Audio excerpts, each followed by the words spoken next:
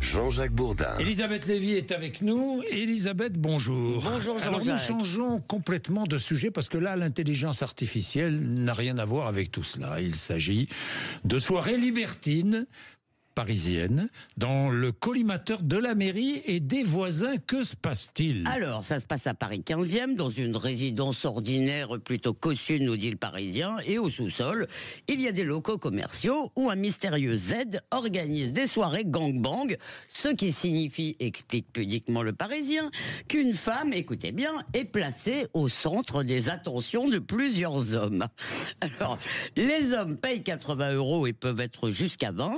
La femme, évidemment consentante, n'est pas rémunérée, donc il n'y a pas ni prostitution ni proxénétisme. Ce sont des jeux sexuels entre adultes, il n'y a rien d'illégal. Et pourtant, tout le monde, la mairie, la préfecture, les riverains, voudraient les voir décamper. Alors attention, c'est tout ce que raconte le Parisien. Z est très attentif à ne pas troubler le voisinage. Il donne rendez-vous à un pâté de maison. Ne venez jamais rôder en avance, faire les 100 pas ou attendre devant l'immeuble. Et en plus, la préfecture dit qu'elle verbalise les stagnations dans le hall et qu'elle mène des contrôles pour les stupes. En cas d'infraction avérée, une fermeture de l'établissement sera demandée, demande une source préfectorale. Bref, tout le monde attend Z au tournant. Donc si j'ai bien compris, tous les participants à ce gangbang se réunissent pas très loin de l'immeuble et arrivent en groupe. Non, je ne sais pas très bien, je n'ai pas allé. Vous n'êtes pas allé voir. Donc vous pensez... Alors on peut comprendre les riverains, non? Écoutez, franchement, s'il s'agissait d'une salle de sport, et moi j'ai une salle de sport en bas de chez moi, en dessous de chez moi, eh bien, s'il s'agissait d'une salle de sport avec bien plus d'allées et venues, ça ne gênerait personne. Voilà d'ailleurs ce que nous dit le Parisien, donc c'est qu'il lâche le morceau. La préfecture et la mairie sont désemparées face à cette activité malsaine.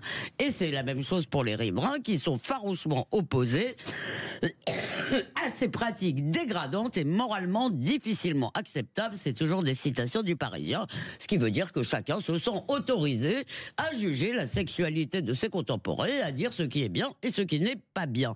C'est dérangeant, nous dit un voisin. Les hommes qui participent à ces gangbangs ont le fantasme du viol collectif. Nous y voilà. Le fantasme du viol qui, semble-t-il, est répandu d'après toutes les enquêtes, y compris chez les femmes. Le fantasme, évidemment, je répète le mot fantasme. Eh bien, ce fantasme est un crime contre la morale. La police du fantasme est donc en route. Quant au maire LR du 15e arrondissement, Philippe Goujon, alors ça, c'est le pompon. Il promet évidemment de tout faire pour faire cesser ces cochonneries. Moi, j'ai l'impression d'être dans les ligues de vertu du 19e siècle. Alors, après le procès de Mazan, nous dit-il, on ne peut plus voir des choses comme ça. J'ai envie de lui dire que personne ne lui a demandé de regarder. Mais que nous dit-il? Après Mazan, c'est fini, la gaudriole. Les seuls rapports sexuels autorisés, ce sera papa dans maman le samedi soir et dans une position convenable, s'il vous plaît. Alors, je rigole, mais j'enrage qu'on instrumentalise en permanence. C'est-à-dire les femmes violentées, les femmes agressées, les femmes violées, qui ont besoin de notre aide et de notre attention pour réprimer une sexualité qui est peut-être non conventionnelle, mais qui est parfaitement légale et qui ne fait de mal à personne. Et ce puritanisme ou même cette pudibonderie n'ont rien à voir avec l'égalité ni avec la protection des femmes. Derrière ce cirque de Dan Patronette, il y a une haine de la liberté et de la sexualité. Et ça, pas en mon nom, s'il vous plaît.